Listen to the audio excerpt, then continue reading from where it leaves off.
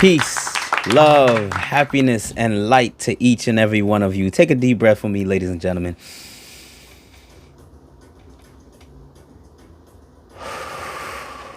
Welcome to the Thoughts of an Empath podcast.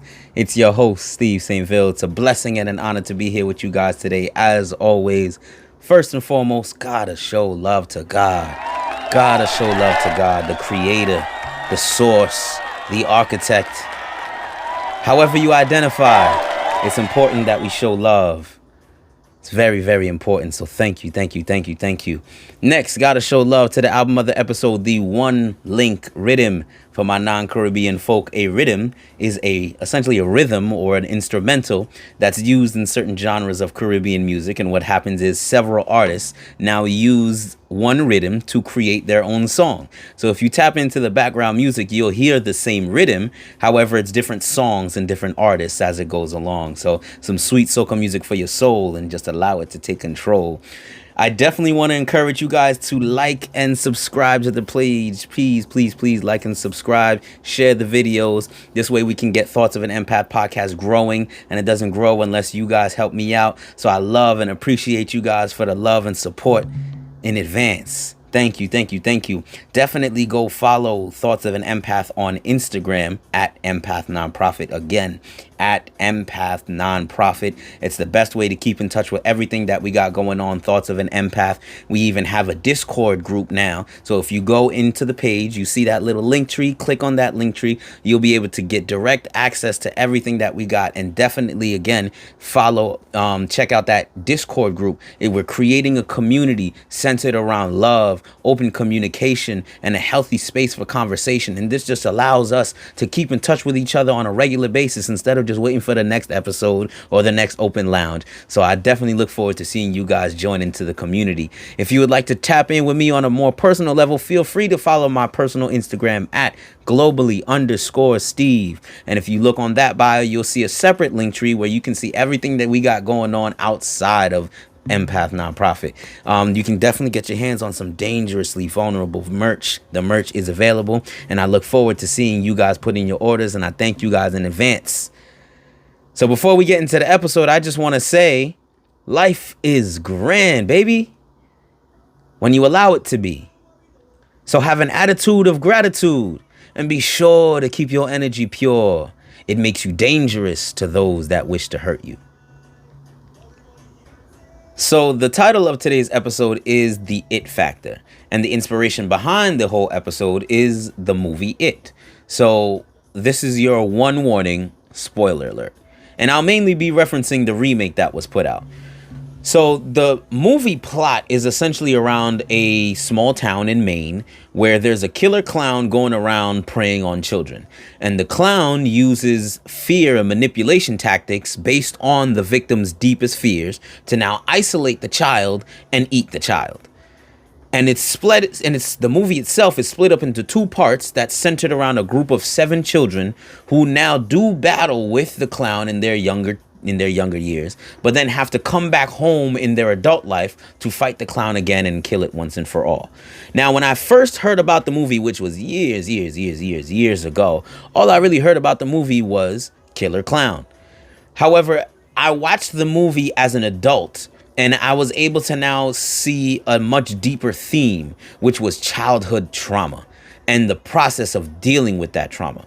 Now, gratefully, I am someone who has healed from their childhood trauma. So I have a very deep understanding of how terrifying, how uncomfortable, and how challenging going through that process is. But I also have a deep understanding that if you don't deal and heal from those traumas, they will eat you alive, just like Pennywise, the clown.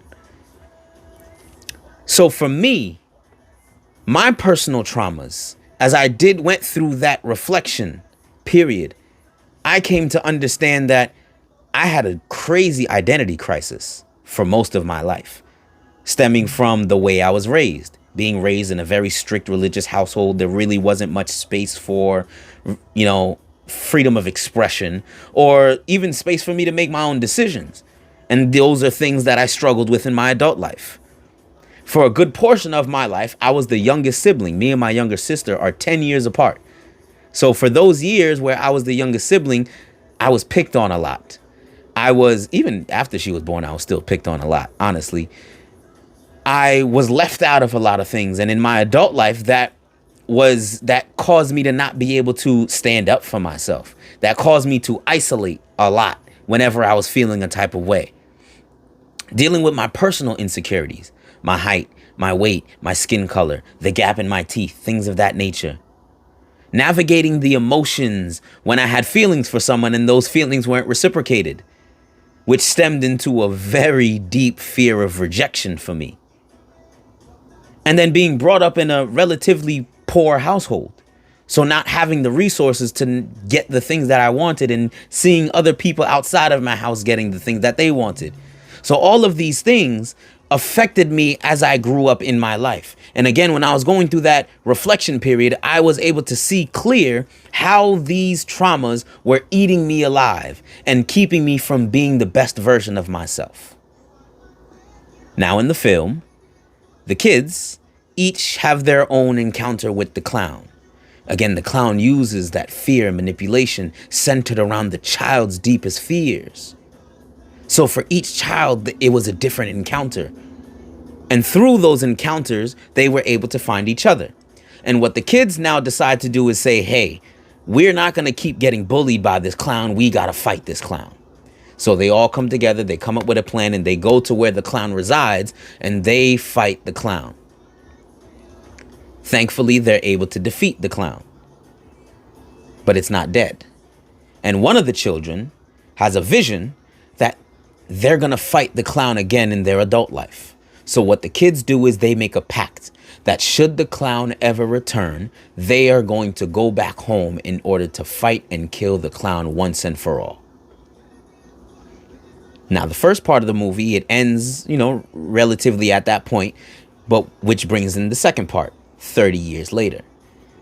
Now, most of the kids have moved out of the town, have grown up, and they're now living their own life. And what I was able to recognize through this gap is that, and it was one of the major plot points in the film itself, is that when you leave the town of Derry, which is the name of the town, of course, you forget all about Pennywise. You forget about the clown and that it preyed on kids. So in their adult lives, they completely forgot about what happened back home. Now, it could be easy for you to say, how the hell do you forget a killer clown that terrorized you in your childhood? But again, we're talking about childhood trauma. So now reflect on that from your own perspective. How aware are you of those moments and those things that happened to you as a child that traumatized you without being triggered? And I was also able to recognize that the reaction we have to the childhood traumas can typically stem in one of two ways, based on whether we're feeding into our higher self or our lower self. Like a majority of the kids, tapping into your lower self simply puts you in a position to avoid all of those triggers, which creates the context for you to now forget everything that happened. I recognized it in myself. And it wasn't until I did some real self-reflection and some real self-awareness that I started to remember these things that happened to me, that I could see easily, this happened, which made me feel this way, which caused me to act this way. There's a paper trail for everything. But when we feed into our lower selves, all we do is separate ourselves from those triggers. And we don't deal with it. We don't deal with it at all. But as soon as we get triggered, it's a very uncomfortable, it's not fun. Or on the flip side, what you can do is tap into your higher self. One of the children stayed in the town. He stayed in Derry. And what he did was he researched, he learned, he reflected. And he was able to come face to face with that fear and now learn how to kill the clown once and for all. That is what happens when you tap into your higher self. Because you don't avoid the triggers, you confront the triggers willingly. And I put that in one of my old videos. I put that in 2 of my old videos. That you must be willing to confront those triggers willingly. Because that's how you sit with it.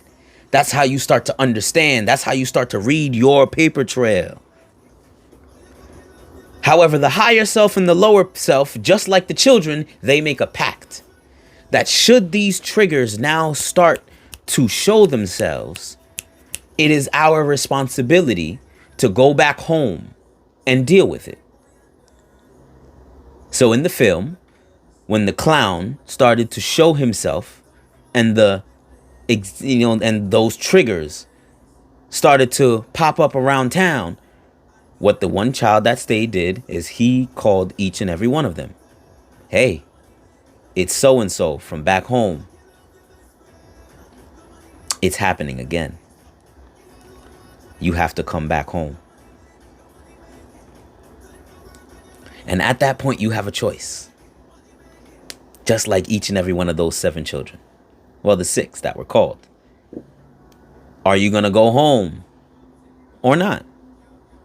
It's going to be wildly uncomfortable because in the movie, as soon as they got that call, each of them had a panic attack as they started to remember Pennywise and everything that happened when they were going through it.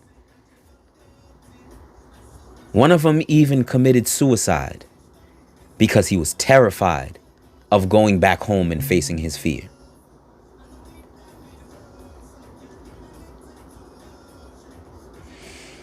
But the others, they went back home and they reconnected. And the crazy thing is, none of them stayed in touch with each other, which feeds into, again, that whole idea of forgetting your childhood trauma. If you move away from home and you're no longer around the people that were there when you were traumatized, it's easy to forget. Out of sight, out of mind. However, as soon as you see those people again, that trigger gonna hit fast as fuck. So again, the children go back and they each have to reflect on their personal encounters with Pennywise. They each have to remember the thing that traumatized them and the way that Pennywise was able to use that trauma against them. Because in that reflection, that's where they found the token that was necessary for them to use in the ritual that would kill Pennywise once and for all. That ritual, outside of the movie context, is healing.